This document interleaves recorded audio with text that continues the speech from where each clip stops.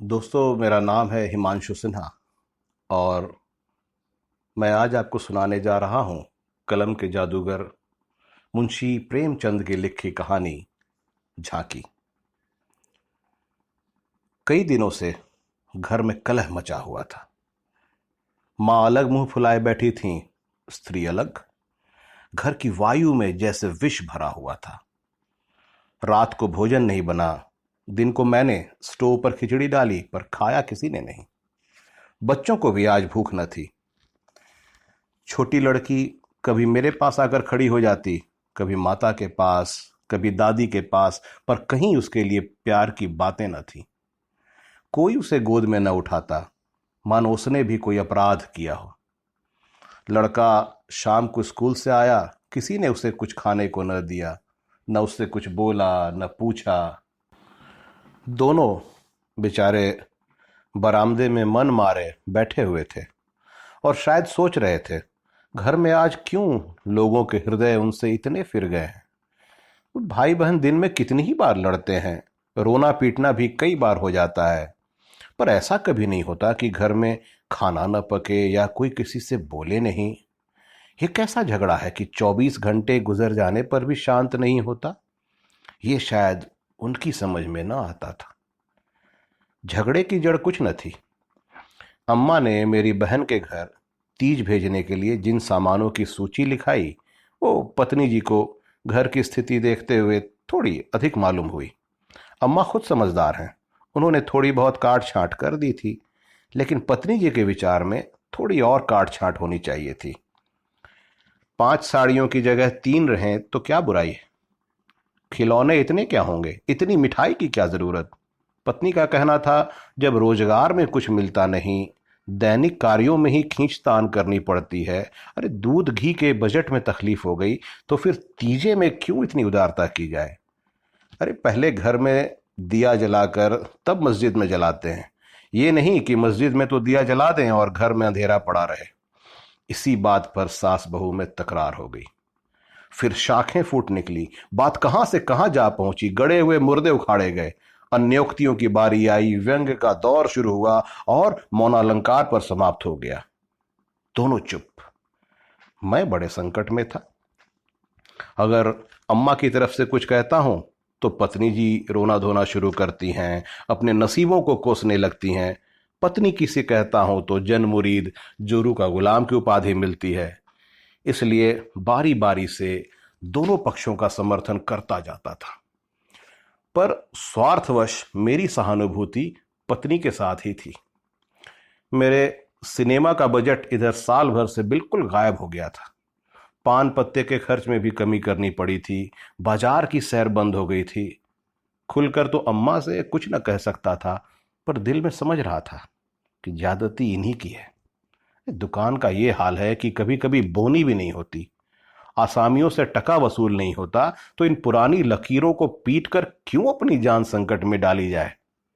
बार बार गृहस्थी के जंजाल पर तबीयत झुंझलाती थी। अरे घर में 3 तो प्राणी हैं और उनमें भी प्रेम भाव नहीं। ऐसी गृहस्थी में तो आग लगा देनी चाहिए। कभी कभी ऐसी सनक सवार हो जाती थी कि सब कुछ छोड़ छाड़ कर कहीं भाग जाऊं। जब अपने सिर पर पड़ेगी तब इनको होश आएगा, तब मालूम होगा कि गृहस्थी कैसे चलती है। अरे क्या जानता था कि यह विपत्ति झेलनी पड़ेगी, नहीं तो विवाह का नाम न लेता। तरह तरह के कुत्सित भाव मन में आ रहे थे। कोई बात नहीं, अम्मा मुझे परेशान करना चाहती। बहू उनके पांव नहीं दबाती, उनके सिर में तेल नहीं डालती, तो इसमें मेरा क्या दोष है। मैंने उसे मना तो नहीं कर दिया। अरे मुझे तो सच्चा आनंद होगा यदि सास बहू में इतना प्रेम हो जाए, लेकिन ये मेरे वश की बात तो नहीं कि दोनों में प्रेम डाल दूं। अगर अम्मा ने अपनी सास की साड़ी धोई है, उनके पांव दबाए हैं, उनकी घुड़कियां खाई हैं, तो आज वो पुराना हिसाब बहू से क्यों चुकाना चाहती हैं। उन्हें क्यों दिखाई नहीं देता कि अब समय बदल गया है। बहुएं अब भयवश सास की गुलामी नहीं करती। प्रेम से चाहे सिर के बाल नोच लो, लेकिन जो रोब दिखाकर उन पर शासन करना चाहा तो वो दिन लद गए।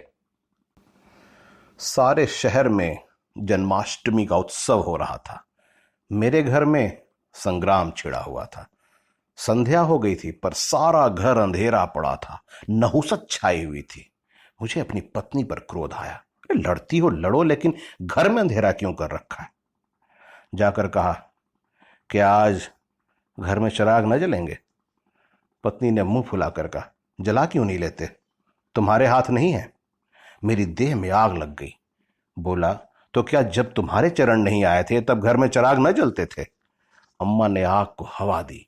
नहीं, तब सब लोग अंधेरे में ही पड़े रहते थे। पत्नी जी को अम्मा की इस टिप्पणी ने जामे से बाहर कर दिया। पत्नी बोली, जलाते होंगे मिट्टी की कुप्पी, लालटेन तो मैंने ना देखी। मुझे भी इस घर में आए 10 साल हो गए। मैंने डांटा, अच्छा चुप रहो, बहुत बढ़ो नहीं। ओहो, तुम तो ऐसा डांट रहे हो जैसे मुझे मोल लाया। मैं कहता हूं चुप रहो। क्यों चुप रहूं? अगर एक कहोगे तो 2 सुनोगे। इसी का नाम पतिव्रत है।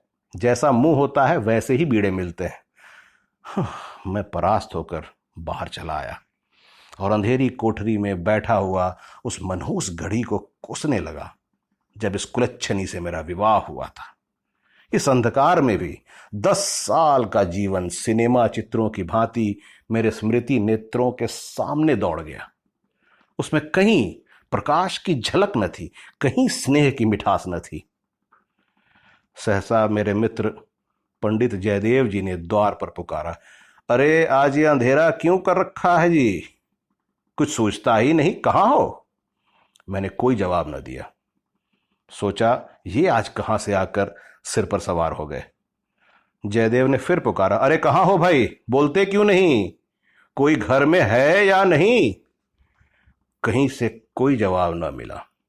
जयदेव ने द्वार को इतनी जोर से झंझोड़ा कि मुझे भय हुआ कहीं दरवाजा, चौखट बाजू समेत गिर न पड़े। फिर भी मैं बोला नहीं। उनका आना खल रहा था। जयदेव चले गए। मैंने आराम की सांस ली। बारे शैतान टला, नहीं तो घंटों सिर खाता है। मगर 5 ही मिनट में फिर किसी के पैरों की आहट मिली और अब की टॉर्च के तीव्र प्रकाश से मेरा सारा कमरा भर बैठा। जयदेव ने मुझे बैठे देखकर कतूहल से पूछा, तुम कहाँ गए थे जी? घंटों चीखा, किसी ने जवाब तक न दिया। ये क्या मामला है, चिराग क्यों नहीं जले आज? मैंने बहाना किया, क्या जाने, मेरे सिर में दर्द था। दुकान से आकर लेटा तो नींद आ गई, और सोए तो घोड़ा बेचकर, मुर्दों से शर्त लगाकर। हाँ यार, नींद आ गई, मगर घर में चिराग तो जलाना चाहिए, या उनका रिट्रेंचमेंट कर दिया। आज घर में लोग व्रत से हैं, न हाथ खाली होगा। खैर चलो, कहीं झांकी देखने चलते हो? सेठ घूरेलाल के मंदिर में ऐसी झांकी बनी है कि देखते ही बनता है। ऐसी शीशे और बिजली के सामान सजाए हैं कि आंखें झपक उठती हैं। अशोक के स्तंभों में लाल, हरी, नीली बत्तियों की अनोखी बहार है। सिंहासन के ठीक सामने ऐसा फव्वारा लगाया है कि उसमें से गुलाब जल की फुहारें निकलती हैं। अरे मेरा तो चोला मस्त हो गया, सीधे तुम्हारे पास दौड़ा आ रहा हूं। बहुत झांकियां देखी होंगी तुमने, लेकिन ये कुछ और ही चीज है। आलम फटा पड़ता है। सुनते हैं दिल्ली से कोई चतुर कारीगर आया है, उसी की ये करामात है। मैंने उदासीन भाव से कहा, मेरी तो जाने की इच्छा नहीं है भाई, सिर में जोर का दर्द है। तब तो जरूर चलो भाई, दर्द भाग न जाए तो कहना। तुम तो यार बहुत दिक करते हो। इसी मारे मैं चुपचाप पड़ा था कि किसी तरह यह बला टले, लेकिन तुम हो कि सिर पर सवार हो ही गए। कह दिया ना मैं नहीं जाऊंगा, और मैंने कह दिया मैं जरूर ले जाऊंगा। मुझ पर विजय पाने का मेरे मित्रों को बहुत आसान नुस्खा याद है।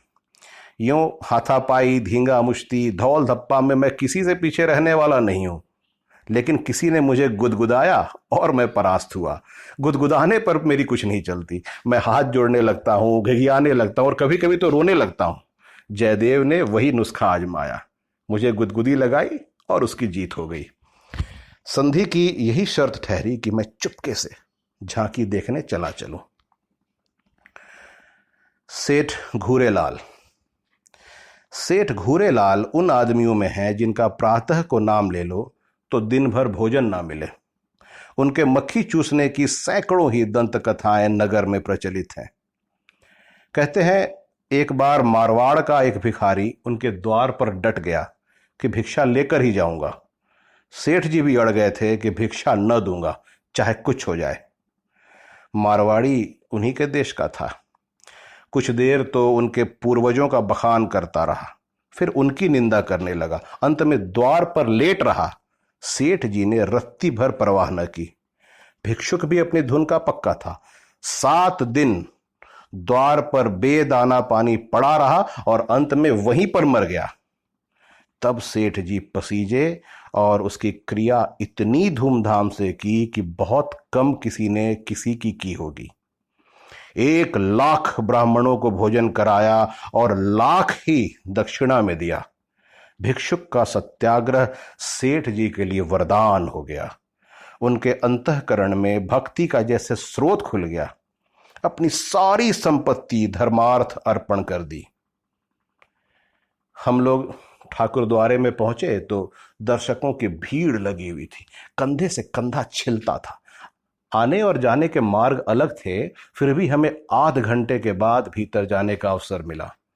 जयदेव तो सजावट देख देख कर लोट पोट हुए जाते थे, पर मुझे ऐसा मालूम होता था कि इस बनावट और सजावट के मेले में कृष्ण की आत्मा कहीं खो गई है।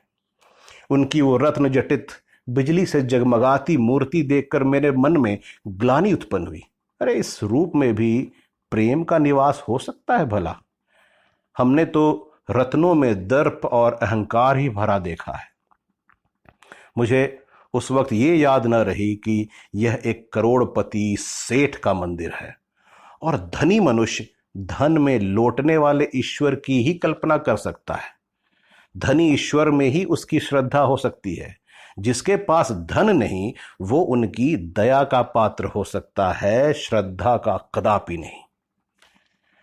मंदिर में जयदेव को सभी जानते हैं। अरे, उन्हें तो सभी जगह सभी जानते हैं। मंदिर के आंगन में संगीत मंडली बैठी हुई थी। केलकर जी अपने गंधर्व विद्यालय के कई शिष्यों के साथ तंबूरा लिए बैठे थे। पखावज, सितार, सरोद, वीणा और जाने कौन कौन से बाजे जिनके नाम भी मैं नहीं जानता, उनके शिष्यों के पास थे। कोई गत बजाने की तैयारी हो रही थी। जयदेव को देखते ही केलकर जी ने पुकारा, मैं भी तुफैल में जा बैठा। एक क्षण में गत शुरू हुआ। समा बंध गया। जहां इतना शोरगुल था कि तोप की आवाज भी न सुनाई देती, वहां जैसे माधुर्य के उस प्रवाह ने सब किसी को अपने में डुबा लिया। जो जहां था वही मंत्रमुग्ध सा खड़ा था। मेरी कल्पना कभी इतनी सचित्र और सजीव नहीं हो पाई थी। मेरे सामने न वो बिजली के चकाचौंध थी, न वो रत्नों की जगमगाहट, न वो भौतिक विभूतियों का समारोह। मेरे सामने वही यमुना का तट था, गुल्म लताओं का घूंघट मुंह पर डाले हुए। वही मोहनी गौएं थीं, वही गोपियों की जल क्रीड़ा, वही वंशी की मधुर ध्वनि, वही शीतल चांदनी और वही प्यारा नंद किशोर, प्यारा नंद किशोर, जिसकी मुख छवि में प्रेम और वात्सल्य की ज्योति थी, जिनके दर्शनों से ही हृदय निर्मल हुए जाते थे। मैं इसी आनंद विस्मृति की दशा में था कि कंसर्ट बंद हो गया और आचार्य केलकर के एक किशोर शिष्य ने धुरपद अलापना शुरू किया। कलाकारों की आदत है कि वह शब्दों को कुछ इस तरह तोड़ मरोड़ देते हैं कि अधिकांश सुनने वालों की समझ में नहीं आता कि क्या गा रहे हैं। इस गीत का एक शब्द भी मेरी समझ में ना आया, लेकिन उसके कंठ स्वर में कुछ ऐसी मादकता थी कि प्रत्येक स्वर मुझे रोमांचित कर देता था। कंठ स्वर में इतनी जादू भरी शक्ति है, इसका मुझे आज कुछ अनुभव हुआ। मन के एक नए संसार की सृष्टि होने लगी, जहां आनंद ही आनंद, प्रेम ही प्रेम, त्याग ही त्याग है। ऐसा जान पड़ा दुख तो केवल चित्त की वृत्ति है, सत्य है केवल आनंद। एक स्वच्छ करुणा भरी कोमलता जैसे मन को मसोसने लगी। ऐसी भावना मन में उठी कि वहां जितने सज्जन बैठे हुए थे सब मेरे अपने हैं, अभिन्न हैं। फिर अतीत के गर्भ में मेरे भाई की स्मृति मूर्ति निकल आई। मेरा छोटा भाई बहुत दिन हुए मुझसे लड़कर घर की जमा जत्था लेकर रंगून भाग गया था और वहीं उसका देहांत हो गया था। उसके पाशविक व्यवहारों को याद करके मैं उन्मत्त हो उठता था। उसे जीता पा जाता तो शायद उसका खून पी जाता, पर इस समय उसकी स्मृति मूर्ति को देखकर मेरा मन जैसे मुखरित हो उठा। मैं उसे आलिंगन करने के व्याकुल हो गया। उसने मेरे साथ, मेरी स्त्री के साथ, माता के साथ, मेरे बच्चों के साथ जो जो कटु, नीच और घृणास्पद व्यवहार किए थे वो सब मुझे भूल गए। मन में केवल यही भावना थी, मेरा भैया कितना दुखी है, मुझे इस भाई के प्रति कभी इतनी ममता न हुई थी। फिर तो मन की वो दशा हो गई जिसे विह्वलता कह सकते हैं। शत्रु भाव जैसे मन से मिट गया। जिन जिन प्राणियों से मेरा बैर भाव था, जिनसे गाली गलौज, मारपीट, मुकद्दमेबाजी सब कुछ हो चुकी थी, वो सभी जैसे मेरे गले में लिपट लिपट कर हंस रहे थे। फिर विद्या, मेरी पत्नी विद्या की मूर्ति मेरे सामने आ खड़ी हुई। वो मूर्ति जिसे 10 साल पहले मैंने देखा था।